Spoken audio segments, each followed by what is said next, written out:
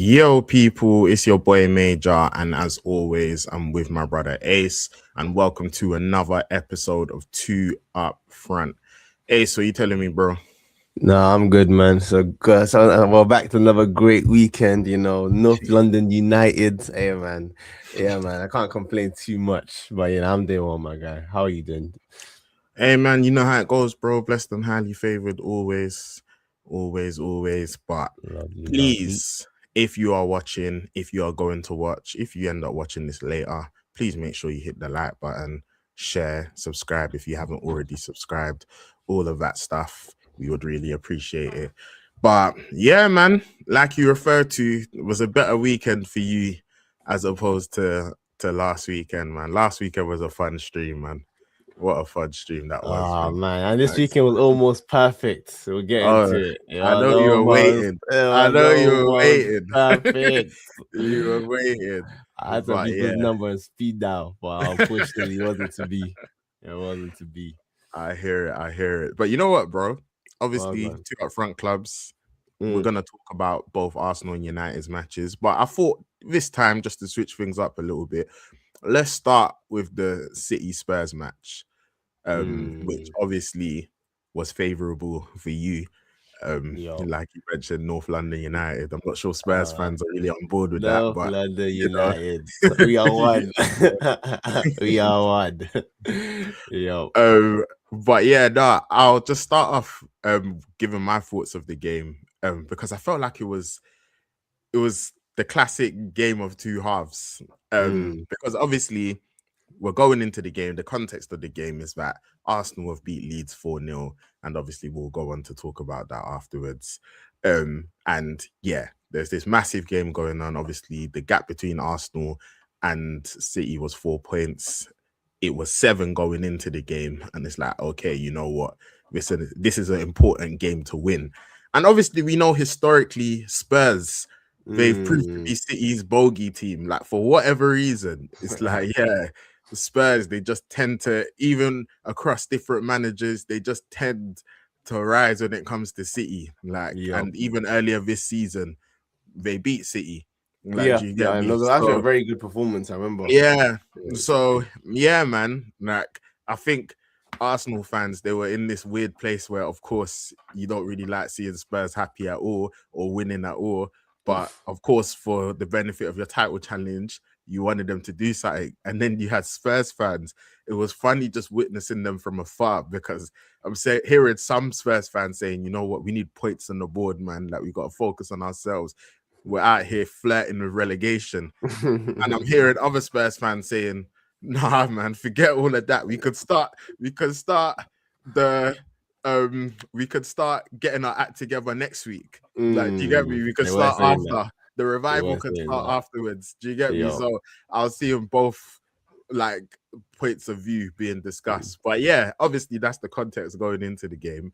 And the first half, Spurs were dreadful. Bro, they Like, were horrible, they were man. dreadful. They were Like, like I was watching it. It was actually like a training match. Like it was like bro, the intensity was just not there at all. And I was like, do you guys even? I was thinking maybe even the players or maybe in that second group that you're discussing in terms of they were like, bro, City, please, like that's like we're professional. We have to look professional, but you know what to do in it just because do your like thing. like it was bad. But as you were Yeah, saying, man. Yeah, nah, I agree. Like, it was very, again, like you mentioned, it was like a training match. And I don't even think City were outstanding. Like, do you get me? But yeah, like, Spurs were just so poor. And then obviously Shirky, we know the quality like he's got. I've discussed him a lot and how talented he is. And yeah, like, he does his thing, boom, goal. And then they're 1-0 up. even that man, like the defending on that was so bad. Like Yeah. Dragusin just doesn't get tight on him. Hmm. Like couple step overs, he gets removed, and then even Hmm. the goalkeeping too. That's the thing with Vicario sometimes. I think because even now, I think previously I've said that I think he's not the greatest goalkeeper, but he's a great shot stopper. And now I think I'm even adapting it to like even shot stopping. It's like I think he's like it's his reactions are amazing because when it's like point blank and it's like you don't expect him to do it, sometimes he's amazing, but then it's like this is just bread and butter too, getting low and getting across and saving it. So I think that was also really bad goalkeeping there too, because I think like it wasn't a shot that like he shouldn't have got to, in my opinion. So yeah, I just think it was a really, really poor way for like City to get ahead. Like it comes off the Basuma losing the ball in the middle of the park. I don't know where he was going. Then obviously he card pulling down Haaland and when they're on the transition, and then Cherky just couple step overs and just removes Dragic. He doesn't get tight to him, and then it's a boom 1-0 goal. Like, so now it was really bad, man. Yeah, man. And with someone like Cherky as well, like he's so good on both feet as well that you can't just allow him space to do that.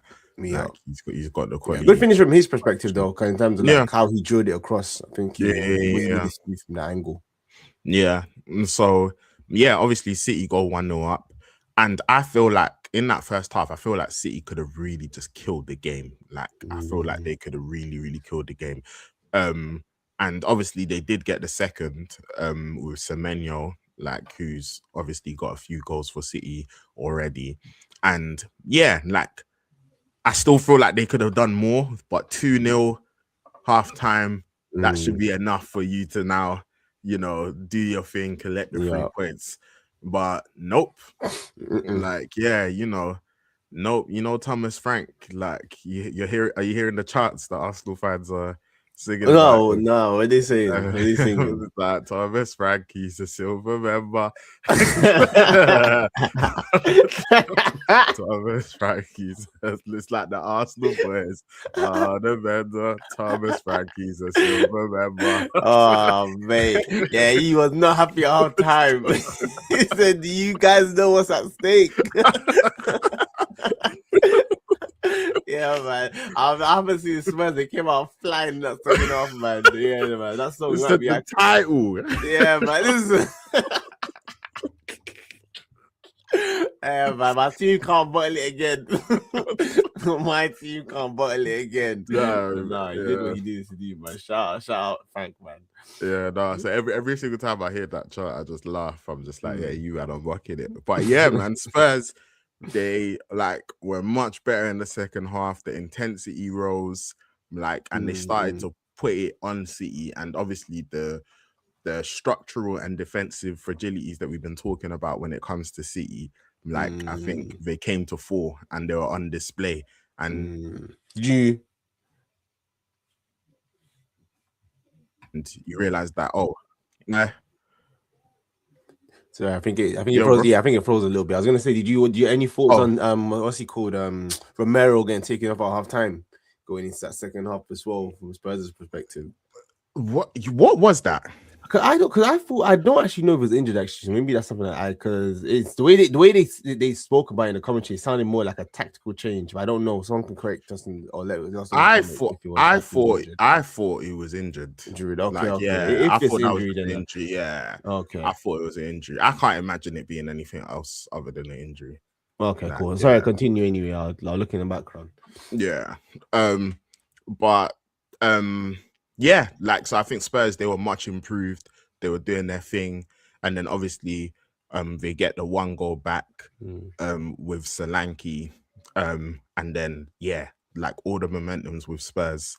Everything's going all the momentum's going with them. Everything is the initiative is with them. They're now putting it on City. And then, yeah, man, Solanke, he does a Mkhitaryan, he does a Giroud.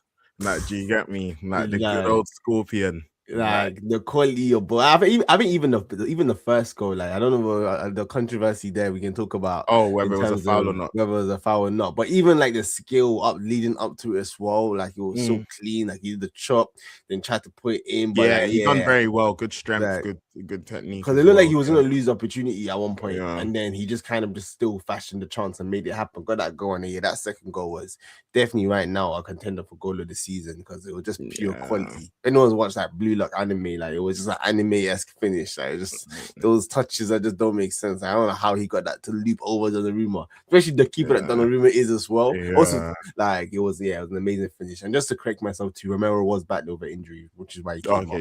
So, I thought it was that. But and then Spurs is 2-2. City are looking really fragile. I feel like there was even like when it was 2-2, I was actually thinking that Spurs were gonna go on and get the winner. Yeah, it looked like the With team that the was way gonna go things on were and win. looking at it. Yeah. Yeah. So like, yeah, man, like a crazy game of two halves, like which I think is interesting as well because City, of course, I think when discussing them in the title race, 6 points is still very gettable. I think the problem is, and this is why last week when we were streaming, I still maintain that I think Arsenal were going to win the league, is because I feel like City, in the past, we would look at them and say, yeah, man, like, you know that in crunch time, they're going to be able to put a serious run together. And who knows, like, do you get me? They might come and prove everyone wrong or whatever the case may be, but they just don't look as convincing as they previously have before. And I think structurally, defensively, they just look so vulnerable. And I feel like that's a big problem. Like, and right now as well, like I think even to offset that balance, you need now like a Haaland that's scoring. You need, like you need your attack to be really, really on point. And now Haaland, obviously, he's going through a little bit of a barren run, which is crazy as well because this guy's still got what, like 20 Prem goals. Bro, he got all his goals in the first half, man. The first half of the league, he said, "Yeah, I'm done. I'm done now." He's still got 4 times to go with my striker, bro. Like this guy, still good chance he'll probably end up with 30 plus still. Like, do you get me? Like, he can afford to go on a run like this and still have a crazy goal tally. Like, do you get me? But yeah, like right now, like they need these goals. Like, do you get it? So I feel like, yeah, man, like City, they look vulnerable. They definitely look vulnerable. But yeah, bro, what are your thoughts? Even obviously, you're the team at the top of the table. Like, are you taking signs of encouragement from City's performances? Yeah, massively, man. Because again, I think one of the key things from this game too that it really exposes City is that mentality. Because again, like you say, in previous years, 2-0, there's no way they let Spurs back into that game. They kill that game in the first half. They don't let any opportunity like for it to slip, especially the fact that they knew that they had to win to make sure that they kept the pressure on Arsenal, and to let Spurs come back into the second half and basically just like start running them over like that. I was like, this is just very, very telling. And like it was really, really telling. Like, and I was, at some point in the second half, I genuinely thought that they were gonna lose. I think Spurs probably could have, and probably maybe at the end should have edged it and maybe got the win. But and then even when it was like 2-2 now and there's still like 10 minutes to play, I'm even like, oh, Spurs, maybe you guys equalized a bit too early. Like they kind of lost steam. And City then maybe had a few chances that maybe on another day, maybe they could have bonded over the line. But it also wasn't like relentless pressure where it was like you just expected Spurs to fold at any moment. It was still kind of just horseshoe football, not really creating like really high quality chances. Like you look at someone like Haaland, where like again he had that run through where normally that's his bread and butter. Like he's breaking through like ball when he tries to lob the keeper, and it goes over. And it just goes over the bar. And it's like you're just looking at them and you're just like, oh yeah, you guys are just very, very human.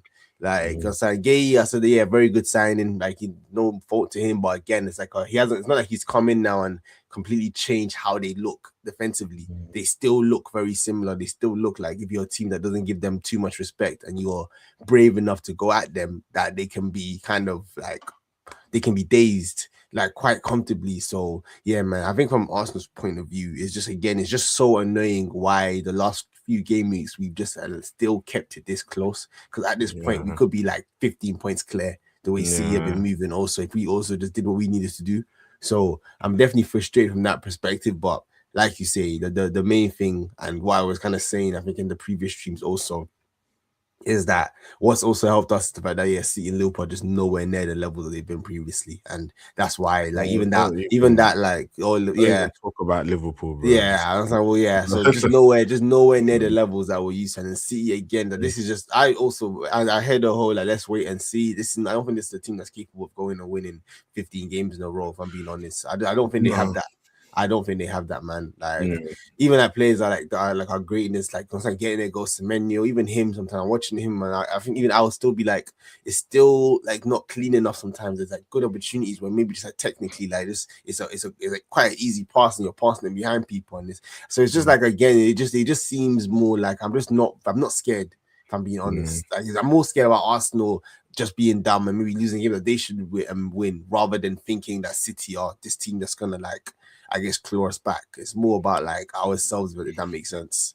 So yeah. I feel like, and it's crazy as well, because I feel like City won't, like, they wouldn't even need to like win 14 games in a row. Like, I don't think they would even need to do that. Like, I think Arsenal will drop points. I think the problem is that, yeah, like, they just don't, they're not looking defensively and structurally sure enough to go on a run. So it would have to be a thing where it's like their attack is like just overpowering teams. So they'll need them to be optimum. And I feel like even like seeing things like Foden coming on in the 87th minute, like, do you get me? Like, that would be concerning for me, like, as a City fan. Like, do you get me? Like, you need all of these guys, you need Shirky, Haaland, Foden, you need all of them firing. Like, do you get me? Because like City, that's one thing I give them, like, their attack is definitely better than Arsenal's. Like, so if they can get that moving, then, and try to get their defense and structure like more solid, then that would be their best chance. But yeah, like with the way they're currently playing and going to, we'll speak about Liverpool in a little bit, but going to Anfield, who, yeah, whilst obviously title, don't even talk about that. But as regards to like things that were going so horribly wrong not too long ago, things are looking better for them. And yeah, now you're looking at that Anfield trip saying, boy, that's another tough one. Yeah. So, yeah, man, I think obviously, and as regards to Spurs, I don't know, it's an interesting one, because it's like, I feel like it's one of them points. Like, what does it really do? No, honestly, I think that's why. Honestly, I think that's where, yeah, from their perspective, it's kind of like the worst of all worlds, where like they've helped us out, but they also haven't done enough of themselves by getting the win. So I think that's the kind of, like, I guess, the downside of the point for them. I hear it. I think again, I think they've been doing it in recent games too, where it's like the second half, maybe they're just a lot better than they are in the first half. And I think in this game it was just more of just like, if they had started the game how they finished it, then I think it would have, like, they probably would have won it, because they just started, they came into that second half just so much better. So yeah, I don't know, man. Like you say, I think it's just them ones where it's like, how much of this can you then like take into your next games, and how much of it is City I just have serious PTSD when it comes to you guys, and you guys also realize that, you know what, there's something spiritual about what we do to these so let's just have some confidence and maybe we can win this game, because the second half it was a completely different performance, man. And I think the player that we really have to shout out in this game is definitely Simmons, because I think he was the one that was making everything work for them. Like, so again, definitely the best performance I've seen from him in the Spurs shirt. Like, so like he looked really good. So yeah, man, and Solanke too. I think he went off at the end. So for their sake, they really want to hope that he's okay. Because again, I think watching him too, you just see how much better he is than the rest of their options. Colomani, Richarlison, Solanke, he's just much better than them, especially the form he's been in since he returned from injury this year. He's definitely been like really good. So yeah, I think with them now, it's just like they need to hope that Solanke's fit, and they need to, like, I don't know, try to get some consistent like performances in. That's the main thing. When we get like United, that's probably like one of the key things that we'll touch on, which is like you can get results and stuff, but like the main thing that teams want to see, that I think really dictates like how much better, whether like you can maintain some good form, is really your performances. And with Spurs, it's too like up and down, where one game the performance is just really, really, really bad. Even in this game, the first half the performance was terrible. Like, they couldn't string passes together. It was so slow. It was like, you actually want to win? No attacking patterns against the final thirds, and it's like players didn't know what to do. Then the second half, now everyone is confident of running off the ball and linking up play and so on. So it's like even the inconsistency within game, like they just have a lot to work on, is what I'd say. So Whispers, I don't know how much it really does for them, but for us, North London United, we appreciate you. Okay, as North London clubs, we appreciate what you did for us. I know Spurs fans, they would have marked that North London derby fixture in a few weeks, and they'll be fuming if they take points off City and they don't take points off of you. Yeah, like I know they've marked that. Like, do you get me? So yeah, that should be interesting to see. But yeah, man. But yeah, moving swiftly on. obviously Arsenal, I think naturally makes sense. Team top of the table, and we just discussed City, and yeah, man, like obviously, what it was 0-0 against Forest, 0-0 against Liverpool, and then obviously you lost 3-2 to us. So 3 games, no wins, and I think there was a lot of pressure on Arsenal, like with this Leeds away fixture, like to make sure that they make a statement to say, "All right, cool, you know what, we've not had the best of times, but we're good." And yeah, man, 4-0. Yeah, Great man. result. No, honestly, man, I feel like this was definitely the type of game that, like Arsenal in the past, when the pressure's on, and time we go into it, maybe we try to do what we've been doing for the last 4 games, and then we get turned over by Leeds. I know that was what a lot of people are thinking as well, especially at Ellen Road with the intensity that they play at, and then us maybe not being able to break a team down that can at least defend well. So yeah, I think from an Arsenal perspective, it was like this is definitely a game that we should and we have to win because of the back of our recent results. But it was definitely a game that I know my team and I know that we're more than capable of dropping points in and just being silly and just like not doing what we needed to do, especially after what's happened in the last few games. But to be fair, I would definitely give Arteta a lot of credit here, man, because I think even just from like the starting lineup, I think he definitely made a very brave choice by saying, Odegaard, brother, you're gonna have to hold the bench and bring in Havertz straight back in for his first Premier League start of the season. So I know that's something that a lot of Arsenal fans have been calling for as well, because it just wasn't working with the current system and what we were trying to do in the last few games. And Havertz in the Champions League game, even though it was only against like Karat, whatever they were called, but he like had a really good showing for himself. And again, he just brings something different to what Odegaard brings. He's just a different type of player.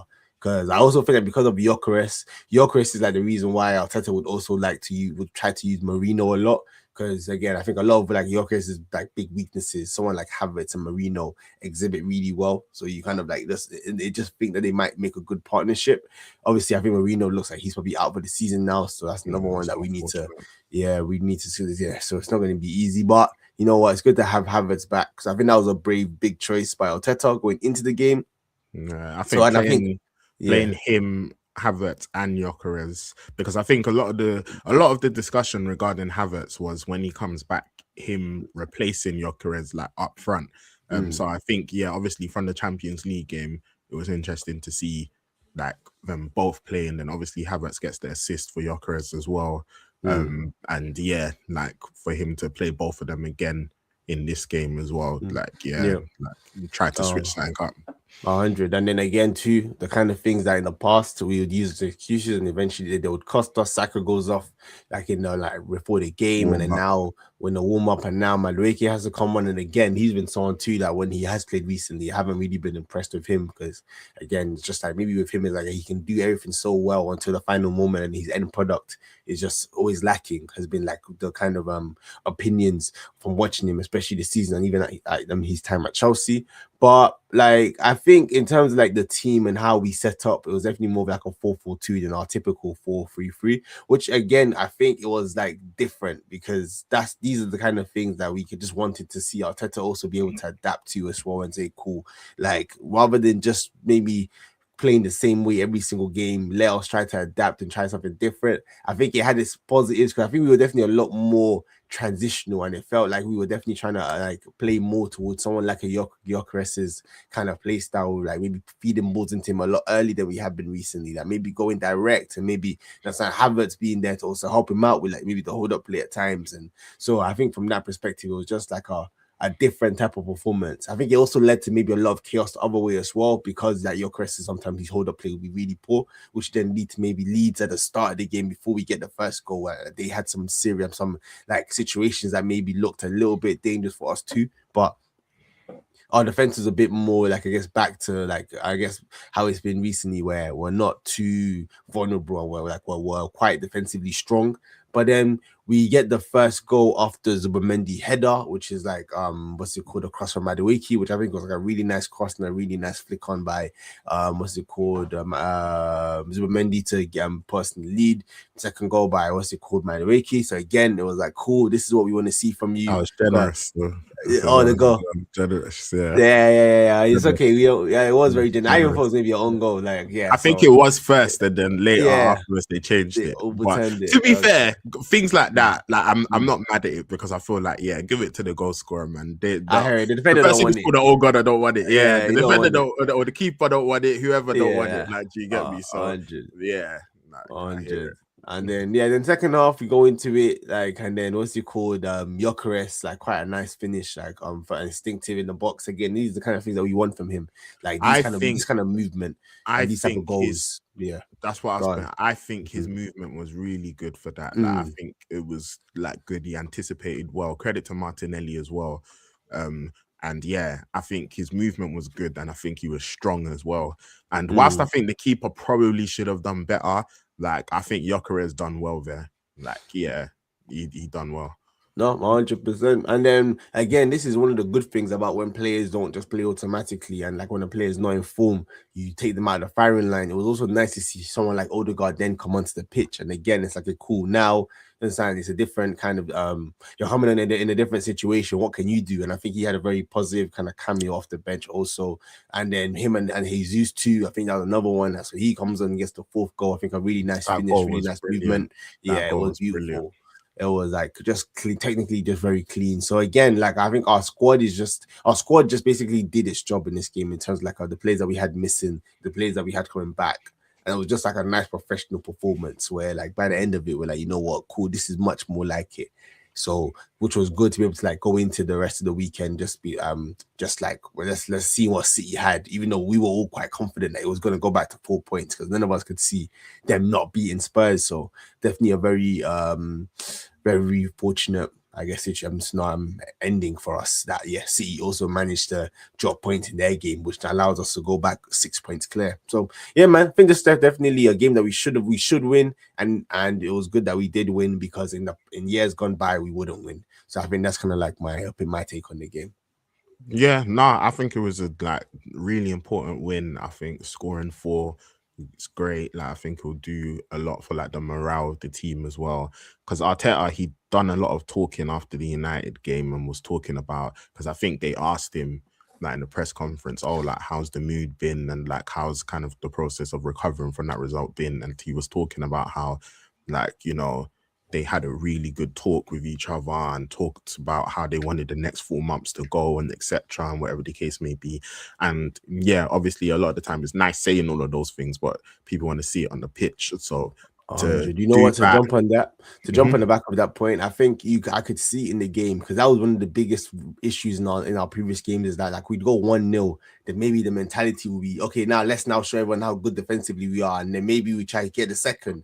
But you can tell this game that they kind of went into it like until it was 3-0, like they were still trying to make sure they got that next goal. And again, I think that's the mentality you have to have, because that's how you make sure that you don't drop silly points by making it too tight. So I think you could even see in the intensity of how we played the game that it was definitely much more of a we can't even 2-0, you could tell like, okay, we need to get the third goal. And again, those are the kind of things that like, always amaze me sometimes in Arteta's Arsenal, where like they're so, because maybe the defensive, like being so confident defensively, they might get the 1 or 2 and then maybe just fully kind of like take their kind of foot off the gas, and then the other team goes into it and maybe they get a goal back. It definitely felt a lot more like, okay, now we actually have to like keep going, which again, they just have to continue that mentality. I think that's what's going to get us to actually win this title, is that type of mentality when it comes to like scoring goals and like killing games off. So just to jump on that point, because I think I could definitely tell from watching the game, comparing it to like how we played previously. And I just like, maybe even like, for example, like the Forest game, sometimes it sometimes felt like we felt, okay, we're gonna score eventually,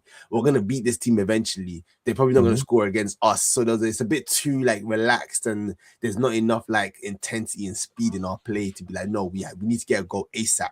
And then when we get one, we need to make sure we get another one, and then we go from there. So yeah, no, I think I could definitely see the outcome of those conversations in the players. So they just have to keep it going. Yeah, definitely agreed with you. Yeah, no, great performance, man. Great performance. Credit to Arsenal, credit to Arteta, credit to the players. And yeah, currently 6 points ahead, which is obviously nice. And then obviously Liverpool for City to come. So that's going to be a big one. But yeah, bro, moving on from one TwoUpFront team to another. Obviously, yeah, United, we've had 2 great results. Beat City, we beat you guys. Obviously, the morale was very high, etc.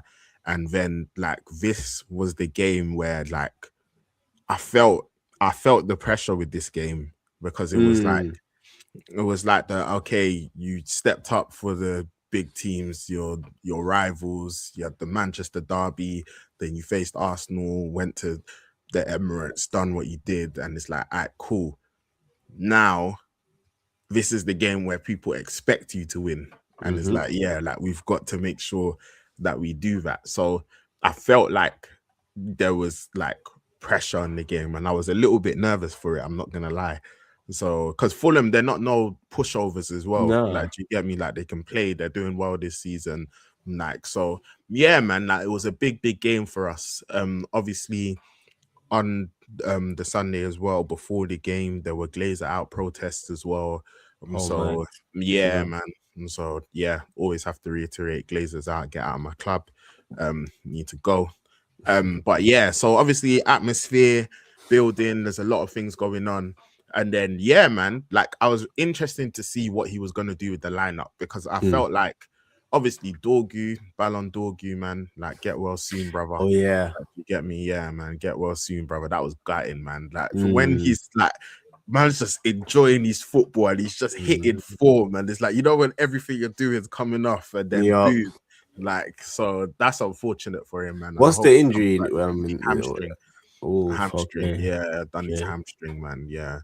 So yeah, man, like should be back this season. But yeah, like when it initially happened, the reports, I don't think the club have actually officially announced, but what the reports were saying were like around 10 weeks. So yeah. So yeah, hopefully he gets back soon. So naturally, he may have not started this game anyway. Like it may have been Cunha anyway. But yeah, like I expected Cunha to play and start in this game. And then funnily enough, is funny because like I was saying it, like me and Unorthodox Change were talking about this game ahead of time, and I was like, I feel like he's gonna go with the same lineup, and he's just gonna replace obviously Cunha with Dorgu. But what I was saying was that, you know what, for this game, I would actually go with Sesko. Like, yeah, like I would play Sesko in this game, but I went I would have played Cunha as well. But yeah, like I didn't blame him for going for with the same team because I feel like that makes sense. Like, do you get? Yeah, man, you guys are playing one game a week, so it's like, yeah, like I don't blame him. But I thought like this was the type of game for like a Sesko, like where I thought he could do well. But yeah, obviously the game, it kicks off, like, and I felt like it was one of them ones where first half Fulham were like actually decent, like on the ball, like they were doing their thing. They weren't really threatening, but they were like confident on the ball, like, and like confident in possession. Obviously there's the Cunha penalty shout where it's like Cunha picks it up on the right, then he's getting held initially as a penalty, then VAR changes it to a free kick, and then obviously Bruno crosses it in, Casemiro gets the header, and yeah, man, Uncle Cass, man. Yeah, man, he's just leaping from the air, man. Uncle Cass, man. Yeah, he's going out. He's going out great this season, man. Can't you give me one more? Can't you give me one more? Yeah, man. He said 400k a week. Let's go. One more, man. Can't you give me one more, man? Nah, yeah, like, I feel like it would have been great if we were able to like decrease his wages and he could stay for one more whilst we've brought in new midfielders, because I feel like, yeah, like hopefully obviously we'll be playing in Europe as well, hopefully Champions League. But then yeah, like I feel like having him there, like, yeah, like just being able to just help the other midfielders and then obviously play himself here and there, like I feel like it would have been good for us. But of course I get why obviously he's leaving. But yeah, man, like he's so good in the air. And even separately to that, like he's just been playing great, man. Like he's been playing really great. His passing's been brilliant, positioning. Like I love how Carragher's set things up in the midfield with like him and Kobe. Like the spaces in between them is like it's much better. Like I think Kobe also had a very good game, and it's funny as well because it's like, you know, one of like the heavy criticisms on Kobe was like, oh, his ground coverage and like his running. But obviously in the City and Arsenal game, like the stats came out that he covered more ground than any other player in both games. And then even in this game, like he's been doing really well in his duels. Like he's strong, like, and going in for the tackles, and it's like you can't just brush him off the ball. So it's like he's been doing well. So obviously, yeah, like we're 1-0 up. We had like a couple other like chances as well. Like I think earlier in the game, like Ahmad cuts in, like, and I think he just needs to say it out a little bit further wide. But yeah, Leno makes the save. And then there's the chance for Mbeumo, which I think Mbeumo should have actually done much better, where it's like the ball goes in over the top. And if he takes a better touch, no, yes. The ball yeah, runs away from him a little bit. yeah, but he takes a bad touch. The ball kind of runs away from him a bit. Then it's like there's like an appeal for a penalty where it looks like he gets bundled over, and then yeah, like chance is gone. But yeah, I think if he takes a good touch, then that's him. Like so, yeah, like decent half. Like, do you get me? Like I said, Fulham were doing all right, but weren't really threatening. Then second half comes in. Sorry Now, to jump in that there. Like, I'm kind of like will touch on it, but this is also why, like we said, like the performances, like you guys were actually quite like very solid and comfortable in that first half. Like in terms of you kind of kept Fulham out. Like even though Fulham had the ball at times, it didn't really look like they were going to create any threatening chances. But again, I think that kind of came with the fact that like just like your structure was again just very good. Just how you guys are like setting up off the ball. Like. So even in those situations, like Fulham are finding it really difficult to like fashion any chances. So I think that's definitely one of the things that we really have to give Carrick credit for right now. Like I'm like since he's come in, that just like how you guys even look just like off the ball too is just so much better. Like you just look so much less vulnerable. So I feel like we definitely saw that in that first half. Yeah, no, 100%. I think our pressing as well, like, yeah, like it's been good. Like, and yeah, man, like I feel like we're comfortable. It's a comfortable half. Second half comes, then man, Uncle Cass again, man, with the no look. The no look. He's just this is a great farewell tour, man. Like, he's just enjoying himself. Yeah, he's in flow state, he's enjoying himself. Man. So obviously he plays it, and then obviously it's a good ball to Cunha. And Cunha just levers it. He just levers it. It's a crazy finish. Like he just dispatches. Like, do you get me? Then obviously, yeah, man, does the my new favorite celebration. I hate that celebration, man. It's a new celebration. Did you see the thing of Ahmad doing it? Yeah. I saw him, man. Man. So yeah, obviously, so we're 2-0 up. And yeah, man, like things are looking comfy. Then Sesko even comes on and he has a chance with his first touch to make it 3-0. And he hits the post. Like, and it's funny as well because I've been telling these players, man, when Sesko's on the pitch, bro, can you man cross more? And Ahmad literally first thing he does is cut back in on his left, sends the ball in as that, bro. This is what when Sesko's on the pitch, this needs to be happening multiple times a match, bro. Like, you get me? So it's like, yeah, and then Sesko should score, to be fair. He misses. Before that as well, there was like this was harder for Mbeumo. Like Dalot had actually done quite well. Dalot had a decent game, to be fair. But he done quite well. Like he's come through the midfield and he plays the ball through to Mbeumo. But Leno's like closed the angle like quite quickly. So like, yeah, he's able to smother the shot. But yeah, Sesko should have made it 3. He doesn't. And then and in between all of that as well, Fulham had a goal ruled out.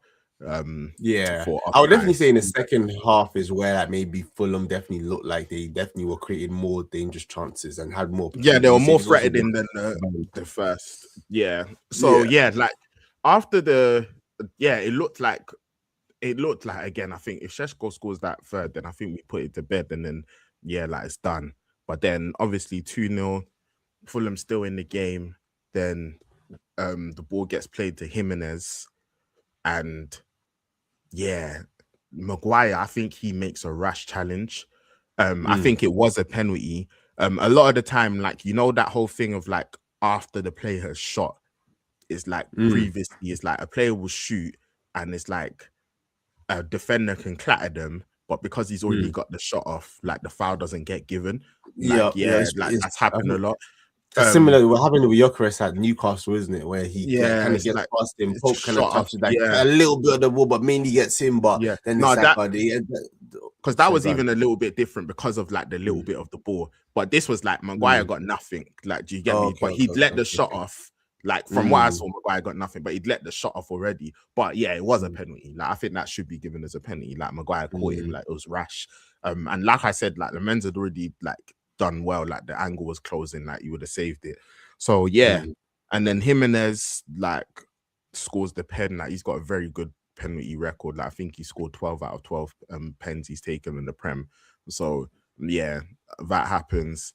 And then afterwards, Kevin, bruv, goes and scores an absolute golazo. bro, Like, yeah, bro, he scores a yeah. golazo.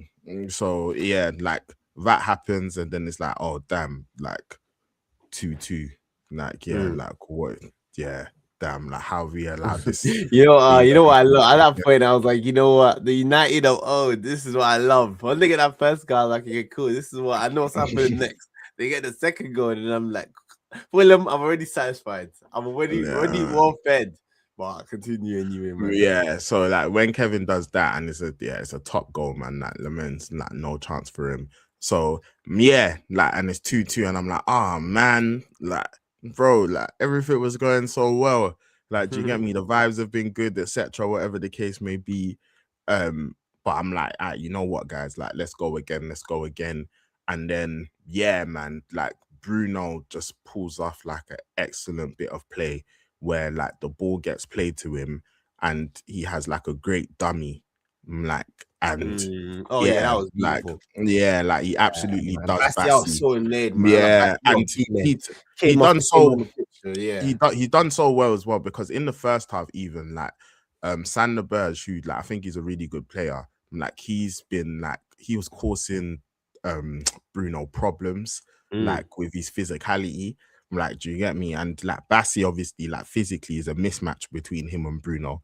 And yeah, like I feel like Bruno, that's where like he used his intelligence, where it's like cool, he uses the dummy to like lure him in and then get past him. And then after that, like Bassi's gaining on him, like crazy, he's gaining on him. So Bruno has to play the ball like as soon as, like, do you get me? And then obviously he plays the ball across to Sesko, and then yeah, man, I'm praying. I'm like, Sesko, please.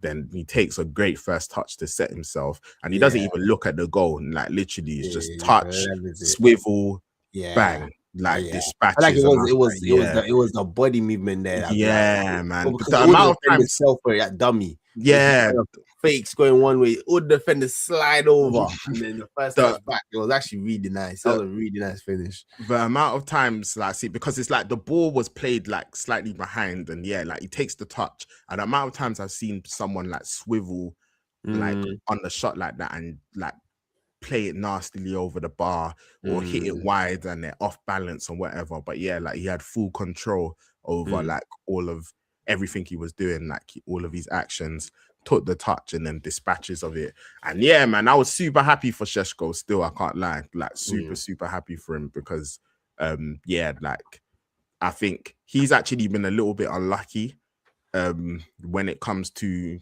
like the like his position in this team, because I think before Carrick came, he was actually doing quite well, and then afterwards, before Carrick came, he was actually doing quite well. Then obviously, like he scored the 2 goals against Burnley, he scored against Brighton, and then rightly so, like he was put on the bench because Carrick like switched things up, played in Boomer in front, and yeah, I say rightly so because it worked. And like Boomer scored in both games. But yeah, he hadn't actually done much wrong. So like I was really happy for him to get the win at Stretford end. And yeah, man, like happy days. Yeah, no, you guys did exactly what you needed to do, man. Again, I think the difference in mentality, because the old United, you guys definitely go on and you drop points, you draw, or you probably lose that game because of maybe just the confidence, etc. But I think like the biggest kind of factor here was the fact that you guys are actually just playing good. Like you're just playing well. Like like your performances are just so much better.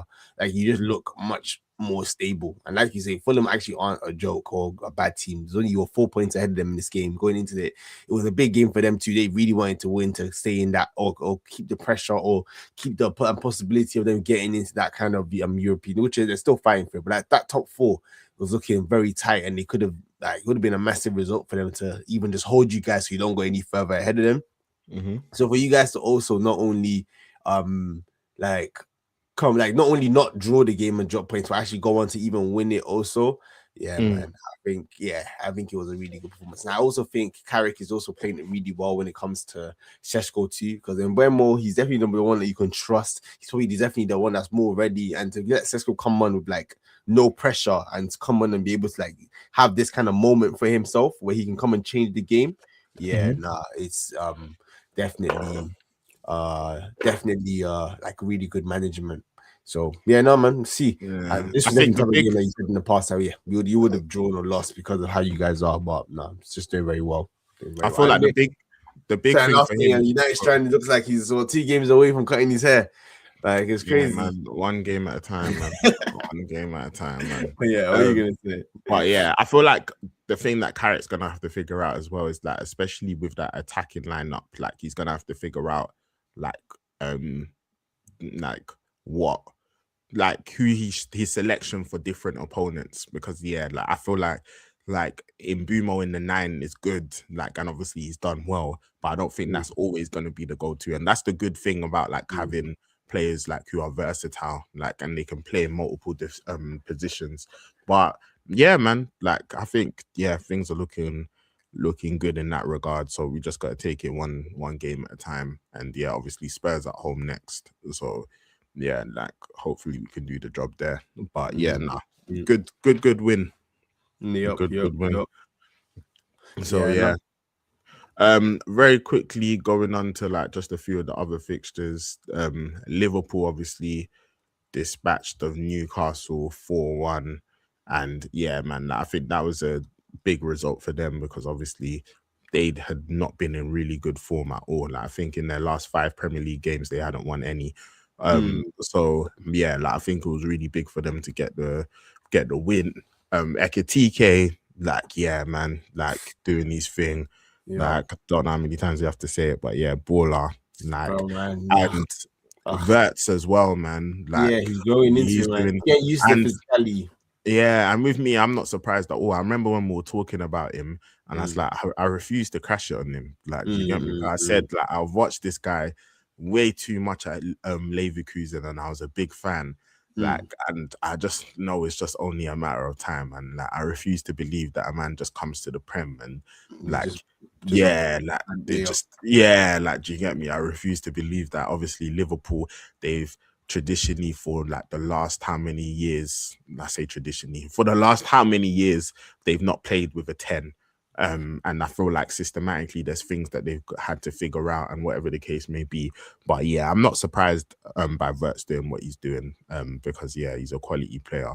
So yeah, that's why like as much as I don't like Liverpool, like yeah, I left him. Like I was just like, yeah, he will come good still. Like yeah, the whole GA thing not swearing is funny in the moment, but I was like, yeah, he's got too much quality for that to continue. I think he's probably, but I think even this game, Kitiki definitely was like the main catalyst for Liverpool that changing. Newcastle actually started off the game quite well. They did, like they should have probably like maybe made extended that their advantage a bit in the post as well. Yeah, so I think the fact that they didn't, then like Kitiki just came back to just punish them. He said, "Yeah, I'm sorry, man. You guys can get over the line." So he just came and just I think for the first goal, I think Verts done brilliantly. Like, yeah, and like just that weaving, like he just weaves through them and then lays it off for Ekitike, and then Ekitike is able to get the goal. And then the second one's a brilliant finish from Ekitike, and then in the third one, Salah lays it off, and then Verts has a great finish. And then shout out Kanate as well because he got the fourth, and I know that he's been going through a difficult time. I think he lost his dad. So yeah, shout out him. But yeah, man, like good win for Liverpool, like big win for Liverpool, and that's going to be an interesting game against City. Yup. So yeah.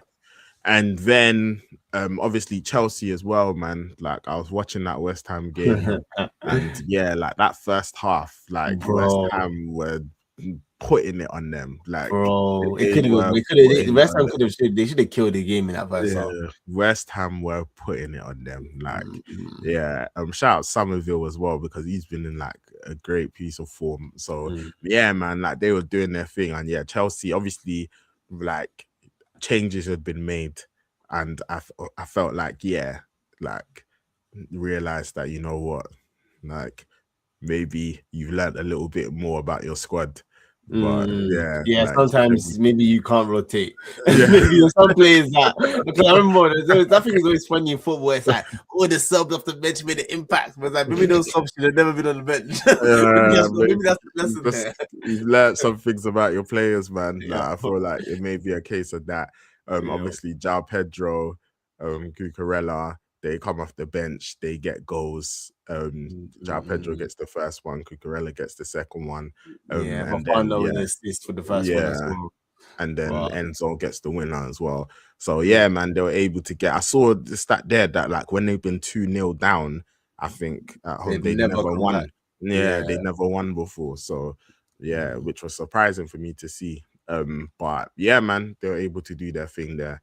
So yeah, like I think that's what even made the United victory even more like important because of what Liverpool and Chelsea had done the day before. It was like we've got to win. So yeah, man. Like that top 4 race is actually very, very tight. Like, when that's like Kevin, bro. Yeah, he just decided. I love when players do that. I think he was just like, nah, man, we're not losing this game. Like he took it upon himself from fair play. Yeah, man. Respectfully hold that though. Like I like do you get me? So yeah. But yeah, man. So yeah, important win for us. And then obviously Villa lost as well to Brentford, 10-man Brentford. So obviously any thoughts on the controversy, like the whole ball out of play before the game? How? Because I didn't watch the game. I just saw like the highlights and the goals, and I think what people were saying basically was that like the gap between the ball going out of the play was like long enough where they shouldn't be taking it into account, like as regards to the goal. But I don't know exactly how long that gap was. It was 19 seconds. 19 seconds. Okay. Yeah, so 19 seconds. Like so it's like one side of the pitch, the other. But you know, respectfully, Villa, hold that. Hold that. Because that's exactly what what happened with us. I think last season, a couple seasons ago, where we had that opportunity where I think we scored off the back of no, did they? Oh, no, I'm even mixing up the situation where like I think we score and they say the ball goes out of play. Went out of play. Went out of play, and then we don't get the goal. So these kind of like camera angle ones, because there's a lot of arguments on like, oh, did it or did it not? Like it was, I didn't really see too much. I didn't really see too much. I think I didn't see too much about like whether it did or did not. I think what I was seeing more so about was the time gap. Like they were saying, like the phase of play, like. Yeah, that happened there. Too much to go back. Yeah, I think that is fair. Like it was quite a long to go because it's pretty much like one side of the pitch all the way to the other and you're scoring. So I do hear that angle, but I also think I think the ball did go out of play just from the angles that we did see. But again, you never know with these camera angles whether it did or didn't sometimes. Like the whole ball has to go out of play, etc. I know that was like a discussion point on Sky Sports after the game, but yeah, man. I think this is why we said that. Yeah, I just don't think they're going to be in the title race this season because they're still not strong enough. I think the injury. I think also though they've had like particularly bad luck with injuries. Like I think that midfield has been tough. Like Tielemans, Kamara, and McGinn. Like Kamara's out for the season. I think. Yeah, like it's bad ones as well. Yeah, Kamara. I didn't even know that was that bad. Oh, wow. Kamara's out for the season. McGinn, like his is like multiple weeks. Like I think I was seeing something like 6 weeks or whatever. And like I think Tielemans is like 6 to 8 weeks as well, something like that. So it's like like they got hit bad, and then obviously Watkins as well. Like I think he got injured. So yeah, man. Like they are like their squad is getting stretched. So yeah, I have to see how going. But yeah, bro, let's get into predictions. Cam, Chai, yeah, what's even happening, man? This I've been falling away recently. Oh, okay, it's 6:45. Yeah, it wasn't that much of an active week, to be fair. Like I think things pretty much stayed the same. So you predicted a 2-1 Arsenal win. I predicted a 2-0 Arsenal win. It was 4-0. I predicted 2-0 Fulham. You predicted 2-1. It was 3-2. We both predicted Chelsea 2-1 West Ham. It was 3-2. I predicted 3-1 City Spurs. You predicted 2-1 City Spurs. It was 2-2. We both predicted Liverpool 2-1 Newcastle 4-1. Both predicted 2-1 Villa Brentford, 1-0 Brentford, and we both predicted 2-1 Forest Palace, and it was 1-1. So yeah, like we both got 4 points for the Arsenal result, the United result, Chelsea result, and Liverpool result. So yeah, nothing crazy this week. Nothing crazy. But let's get on to next week, and we will start off with United Spurs. And I will go 3-1. United Spurs 3-1 to United. Damn. I recognize them. United Spurs, and it is United Spurs. What am I thinking? I'm gonna go. I'm gonna go 2-1 United. I think I don't know what's happening with the Solanke. Is Solanke injured? I'm not sure. Yeah. What's like? I might change that if I find that he's not injured. But yeah, 2-1 for now. 2-1 to United. Cool. Oh no, okay.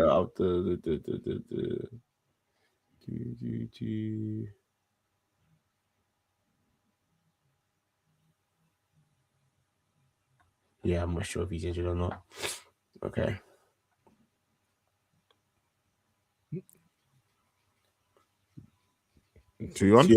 Yeah, I said 2-1. Yeah, just rolled his ankle. Oh, he's not injured when he said. No, sorry. Yeah, I'm going 2-2.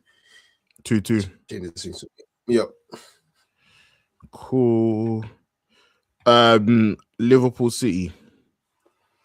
Liverpool City. I'm gonna go. I'm gonna go 3-2 Liverpool. I'm going to go 2-2. Cool.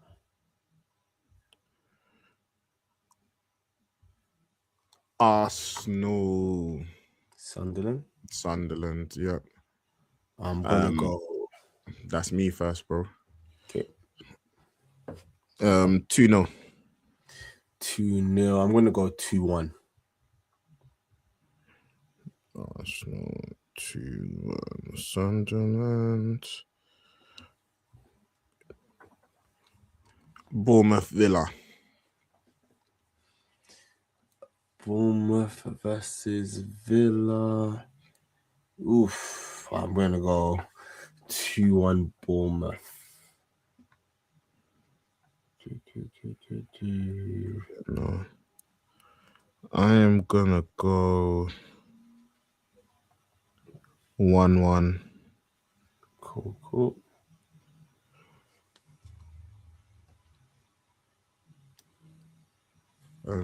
The derby, Brighton Palace. What's it called? What's the name of this random derby? What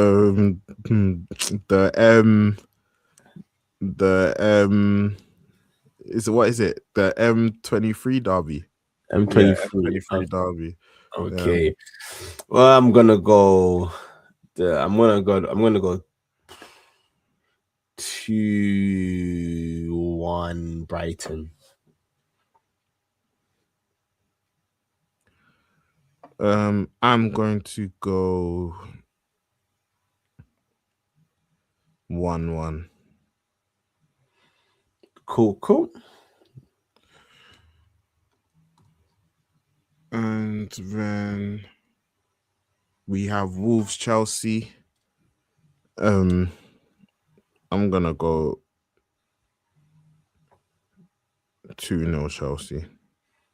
2-0 Chelsea. I'm gonna go. I'm gonna go 3. Yeah, I'm gonna match you on that. Actually, I'm gonna go 2-0 Chelsea for that one too. 2-0 Chelsea. Cool. Newcastle, Brentford. I'm gonna go. Eddie Howe. This guy under any pressure? What to get sacked? Yeah, no, just like no, just like, is there any pressure starting to mount? Because this guy it's not been great. What, like from the fans? I know I've seen the fans get frustrated. I don't know if there's any pressure on board level, but okay, yeah, I doubt there's board level. I'm just thinking, the form is not been great. I've seen the fans. The fans have been getting frustrated. Yeah, but I guess let's see how the Carabao. What was the what's that score go? What's the score going into that City Newcastle game? Because they have that it's 2-0. 2-0 to City. Okay, yeah, that should be fine. I'm gonna go. Sorry, 1 second. I'm gonna go. 2-1 Newcastle. 2-1 Newcastle, Brentford. I think I'm gonna match that.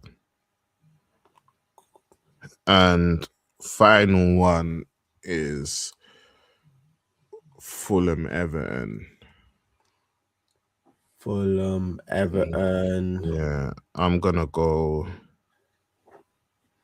Oof. Damn, that's a little bit difficult. I am going to go draw. I'm gonna go 1-1. That's a very good shout. That's a very good shout. It's such a good shout that I'm gonna match you and also go 1-1. Calm. So yeah, those are the predictions for next week. Before we wrap things up, obviously you've got Chelsea tomorrow. What are your thoughts on that? Obviously going into it with a 3-2 lead. I'm actually quite confident. I think we should definitely get over the line. It was a bit annoying. I think we could have made the first leg more comfortable, but yeah, I think we should be fine. I think we should definitely be making it to that final. So yep. Especially the way Chelsea played in that West Ham game too, man. Like, it was very fortunate that West Ham didn't just destroy them in that first half. So let's see what kind of performance they bring to the Emirates. But I'm quite confident in that game. I think we should win. Fairs. Hey man, but yep, that's another episode. Thank you for everyone who has tuned in, who's going to tune in, all of that stuff, whether it's been for 30 seconds, a minute, half an hour, the whole stream. We appreciate it. And yeah, man, like a lot of football coming up for for not necessarily for my team, but for other teams, obviously. Like, yeah, we're keeping up with our one game a week. Damn, man. After, for the whole week, bro, when I seen was that Dogu finish, I was like, bro, when are these are gonna play another match? That's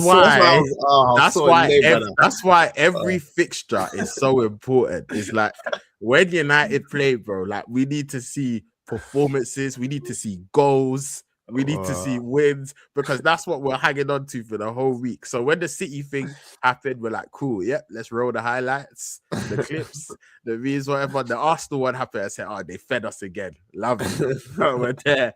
And then it was like, then when Kevin makes it 2-2, we're like, nah, man. And then Sesko pops up, and it's like, oh, yeah, Sesko, you fed us. Don't watch that. So we're going to replay that.